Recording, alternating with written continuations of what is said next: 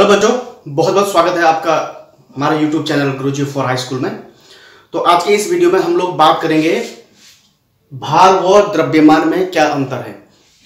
आप बच्चों के बहुत सारे मेरे पर कमेंट्स आ रहे थे, व्हाट्सएप आ रहे थे कि सर आप इस तरह की छोटी छोटी वीडियोस हमें बताइए ये जो छोटी छोटी बातें होती हैं फिजिक्स मैथमेटिक्स में, आप इनको हमें बताएं क्योंकि इनको हमको ज़्यादा इनका जानना हमें बहुत ज़रूरी है। क्योंकि अक्सर क्लासेस में क्या होता है, टीचर लोग इस पर ध्यान नहीं दे पाते हैं क्योंकि उनको यूजली जो पढ़ाना होता है वो पढ़ा देते हैं, लेकिन इस पर उनका ध्यान नहीं जा पाता है। तो आज मैं इसी संबंध में जो मैं टॉपिक लाया हूँ कि भार और द्रव्यमान में क्या अंतर होता है, तो इस दोनों टॉपिक को हम समझेंगे। ठीक है, तो चलिए शुरू करते हैं भार और द्रव्यमान में। सबसे पहले हम शुरू करते हैं द्रव्यमान से कि द्रव्यमान होता क्या है।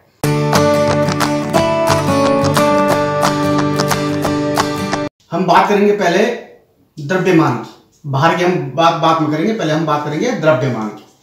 ठीक है, द्रव्यमान जिसको इंग्लिश पे आप मास कहते हैं, वेट एंड मास यहाँ पे लिखा मैंने, तो ये द्रव्यमान के बारे में हम बात करेंगे। अक्सर क्या होता है कि कई बच्चों को कंफ्यूजन ये होता है कि भार और द्रव्यमान वो एक ही चीज समझते हैं कि भार भी एक ही है और द्रव्यमान भी एक ही है। और कई बच्चे क्या है, सवाल में कोई न्यूमेरिकल आता है, कोई फिजिक्स में कोई न्यूमेरिकल आता है, तो उसमें अगर भार और द्रव्यमान दिए गए तो वो गलती क्या करते हैं कि भार की जगह द्रव्यमान ही रख देते हैं और सवाल सॉल्व करते हैं, जो कि क्या होता है गलत हो जाता है। तो ऐसा नहीं करना है। तो हम बात कर रहे हैं द्रव्यमान की, तो थोड़ा ध्यान से सुनिएगा कि द्रव्यमान किसे कहते हैं। द्रव्यमान होता है किसी भी मैं देखो बहुत सिंपल भाषा बोलूंगा कि किसी भी पदार्थ में उस पदार्थ की कुल मात्रा द्रव्यमान कहलाती है। अब आप बोलोगे सर ये क्या बात हुई, समझ नहीं आया। मैंने बोला कि किसी भी पदार्थ में उस पदार्थ की, किस पदार्थ की, जिस पदार्थ से वो मिलकर बना हुआ है। थोड़ा सा आपको अटपटा लग रहा होगा, लेकिन थोड़ा ध्यान से सुनेंगे आप तो मैं कह रहा हूं कि क्या, अगर मैं सिंपल बोला कि किसी वस्तु में उस पदार्थ की मात्रा जिस पदार्थ से वो बना हुआ है उसको हम क्या बोलते हैं, उस वस्तु का द्रव्यमान कहते हैं। अब मैं कहता हूं कि किसी वस्तु का, मैं बोलूंगा कि द्रव्यमान 40 किलोग्राम है। अगर मैंने बोले किसी वस्तु का द्रव्यमान क्या 40 किलोग्राम है, अगर मैं बोलूँ 40 केजी है, तो 40 केजी का मीनिंग ये होता है कि वो वस्तु जिस पदार्थ से मिलकर बनी हुई है। सपोज मैं बोल दूं कि मेरे पास एक लकड़ी का बॉक्स है, मेरे पास एक क्या है, लकड़ी का बॉक्स है, तो उस बॉक्स का द्रव्यमान जो है 40 किलोग्राम में, ये बोल देता हूं। तो इसका मतलब है कि वो जो लकड़ी, वो जो चीज बनी है, यानी वो मान लो कि वो बॉक्स जो बना हुआ है, वो बॉक्स माना शीशम की लकड़ी का बना हुआ फॉर एग्जाम्पल, तो 40 किलोग्राम द्रव्यमान का मीनिंग ये होता है कि उस बॉक्स को बनाने में 40 किलोग्राम शीशम का उपयोग किया गया है। ये शीशम की लकड़ी का 40 किलोग्राम मात्रा में लाया गया, तब जाके उसको बनाया गया। तो वो 40 किलोग्राम क्या है, द्रव्यमान है शीशम का। या हम ये कह सकते हैं कि 40 किलोग्राम द्रव्यमान किसका है, उस बॉक्स का। समझ में आ गया ना। तो द्रव्यमान किसे कहते हैं कि किसी भी वस्तु का द्रव्यमान उस पदार्थ की कुल मात्रा होती है जिसके कारण वह वस्तु क्या हुई है, बनी हुई है, या जिस पदार्थ से वस्तु बना हुआ है वह उसकी कुल मात्रा क्या कहलाती है, द्रव्यमान कहलाती है। क्लियर। अब उम्मीद करता हूं इसमें आपको कोई डाउट नहीं होना चाहिए। अब बात करते हैं हम लोग भार की, यानी कि वेट की। यहां पर मैं बोलूं तो किसी वस्तु में, या इसकी बात करते ना मैं क्या, द्रव्यमान किसी वस्तु में पदार्थ की कुल मात्रा, पदार्थ की कुल मात्रा, पदार्थ की कुल मात्रा जिससे वह बना हुआ है, जिससे वह बना है या निर्मित हुआ है। किसी वस्तु में पदार्थ की कुल मात्रा उस वस्तु का द्रव्यमान कहलाता है, उस वस्तु का द्रव्यमान यानी कि मास कहलाता है, जिसको आप इंग्लिश में मास कहते हैं, मास कहलाता है। ये छोटी सी बात है, किसी वस्तु में पदार्थ की कुल मात्रा जिससे वह बना है उस वस्तु का द्रव्यमान कहलाता है। तो मैंने एग्जाम्पल आपको 40 किलोग्राम का एग्जाम्पल आपको बता दिया कि 40 किलोग्राम किसी वस्तु क्या होता है, मास होता है, द्रव्यमान होता है जिससे वो मिलकर बना हुआ है। अब हम बात कर रहे थे हम लोग भार की, भार यानी कि वेट की, हम बात कर रहे थे वेट के। तो वेट क्या होता है, वेट इज नथिंग, क्या होता है कि द्रव्यमान m में, ये हम द्रव्यमान को m से दिखाते हैं, m में जब ग्रेविटी मिल जाती है, ग्रेविटी मीन्स गुरुत्वाकर्षण बल, जो कि पृथ्वी के द्वारा किसी भी वस्तु पर लगाया जाता है, हम पे, आप पे, इस पे, उस पे, मुझ पे, टेबल पे, बिल्डिंग पे, सब पे वो क्या लगता है, गुरुत्वाकर्षण बल लगता है, नहीं ग्रेविटी लगती है।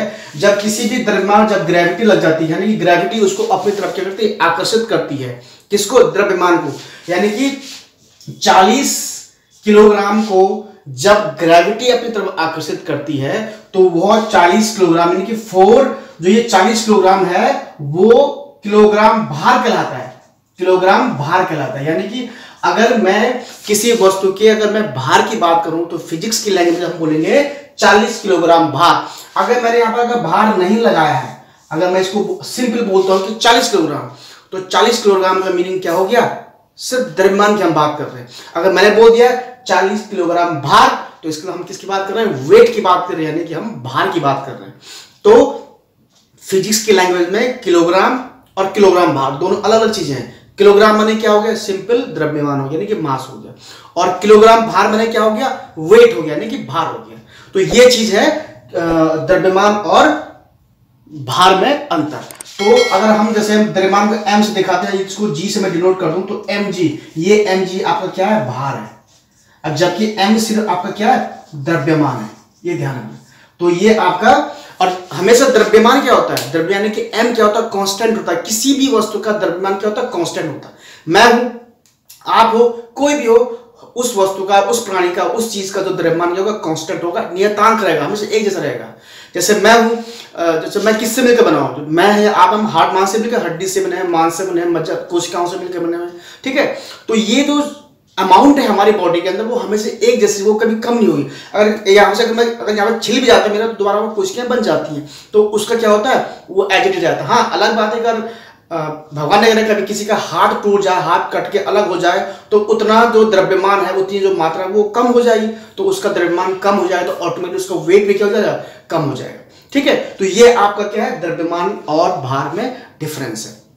अब हमने बोला कि द्रव्यमान कांस्टेंट होता है, तो इसका देखो एक सिंपल सा एग्जांपल है कि हाँ, द्रव्यमान कांस्टेंट होता है और भार किस पे डिपेंड करता है, द्रव्यमान और ग्रेविटी पे डिपेंड कर। इसलिए तो अलग अलग वस्तुओं का जो भार क्या अलग अलग होता है। सपोज मैं 65 किलोग्राम अगर मेरा, मैं बोलता मेरा वेट है, यानी कि किलोग्राम वेट, मतलब 65 किलोग्राम भार यदि मेरा वेट है, यानी कि मेरा भार है, तो मेरी बॉडी में 65 किलोग्राम क्या है, मात्रा है, किस चीज की, कोशिकाओं की, ब्लड्स की, हड्डियों की, इस तमाम चीजों की वो मात्रा है। और उसमें g इंटू जी जो लगता है, यानी कि 9.8 किलोग्राम पर सेकंड स्क्वायर जो g लगता है, वो मेरे वेट को दर्शाता है, g को। यही बात अगर मैं आपको बोलूं कि अगर मैं यहां से उठ के अगर चंद्रमा पर चले जाऊं, तो चंद्रमा पर मेरा वेट 65 किलोग्राम भार नहीं रहेगा, वहां पर क्या जाएगा, वो कम हो जाएगा। अब चंद्रमा पर कितना वेट कम होता है वो मैं आपको बताता हूं। यहाँ चंद्रमा पे क्या वेट होता है वो तो मैं बता दूंगा, लेकिन आपको थोड़ा एक और कंफ्यूजन में आपको क्लियर कर दूं कि क्या होता है कि वेट एक्चुअली में होता क्या। मैं बोलूँ, मैं 65 किलोग्राम वेट मैंने बोला, अगर मैं बोला 65, मैं बोला कि मेरा जो वेट है, अगर आम हम जो बोलचाल भाषा में बोलते ना, कि बोलते ना तेरा वेट कितना है, तो मेरा वेट इतना है, तो मैं बोलता माना मेरा वेट 65 किलोग्राम है। तो एक्चुअली में this is not my weight, ये जो है 65 kg is not my weight, actually my weight is 65 into 9.8. What is 9.8? That is 9.8 is equal to g. अब ये ग्रेविटी है, इतना मीटर पर सेकंड स्क्वायर ग्रेविटी आपको पता है। तो इसको 65 into 9.8 करके जो भी आंसर आएगा हमारा, that would be the weight, वो आपका आंसर हो, वो आपका भार होगा। मैं बोलूं मेरा, अगर माना किसी बच्चे का, अगर हम बोलते हैं कि माना किसी बच्चे का जो भार, हम बोलते हैं किसी बच्चे का 3 किलोग्राम वेट है, ये 3 किलोग्राम बोला, तो एक्चुअली में उसका वेट 3 किलोग्राम नहीं उस बच्चे का, उसको अगर 9.8 से हम गुणा करेंगे तो ये करेंगे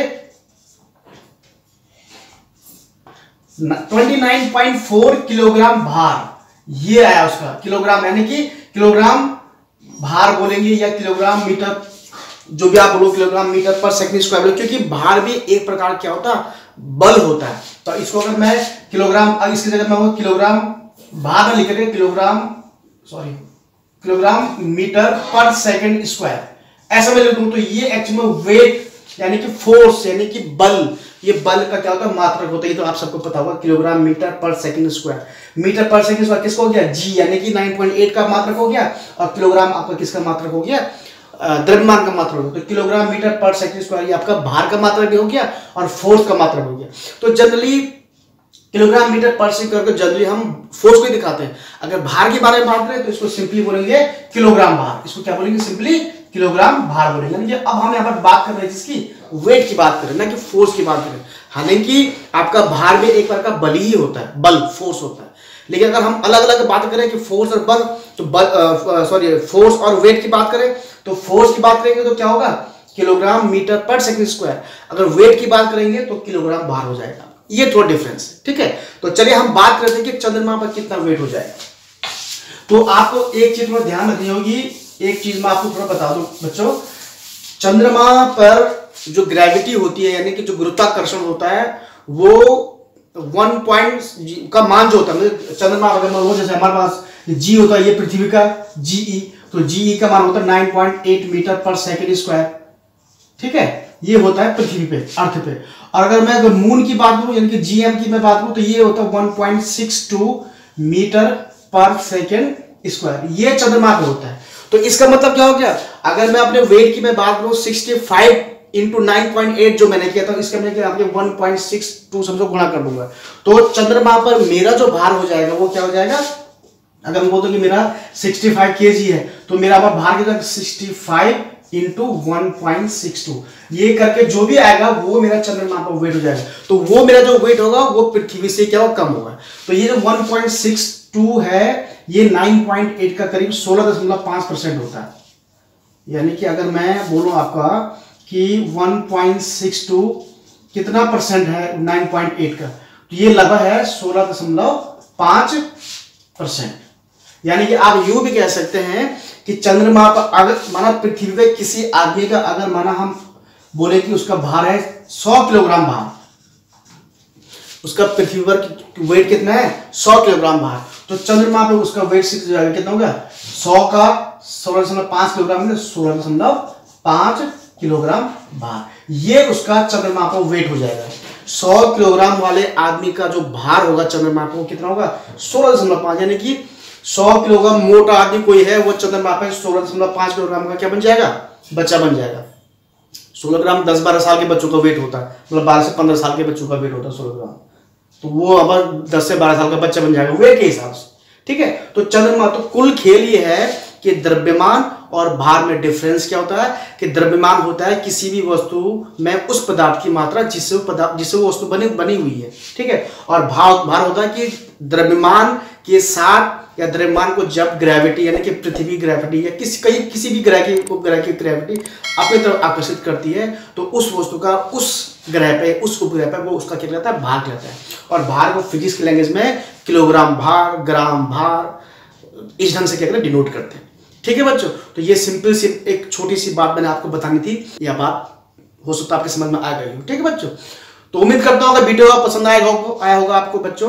थोड़ा सा ज्ञान वर्धन के लिए मैंने सोचा बता दूं, क्योंकि बच्चे काफी मेरे पीछे लगे हुए थे, सर प्लीज आप छोटी छोटी बातें हमें बताइए, ये भी बहुत इंपॉर्टेंट होती। तो चलो सोचा इस पर एक वीडियो बना दो द्रव्यमान और भार पे। तो बच्चों उम्मीद करता हूँ अगर पसंद आया होगा, पसंद आए तो प्लीज लाइक कीजिए, शेयर कीजिए और चैनल को सब्सक्राइब करना तो मत भूलिएगा। और सब्सक्राइब करने के बाद बेल आइकन को ऑल पे जरूर क्लिक कर दीजिएगा, जैसे ये क्लिक करने से आपको बताया। जल्दी आऊंगा नए वीडियो में नए क्वेश्चन के साथ और नए ज्ञान के साथ। तब तक मुझे अनुमति दीजिए। धन्यवाद।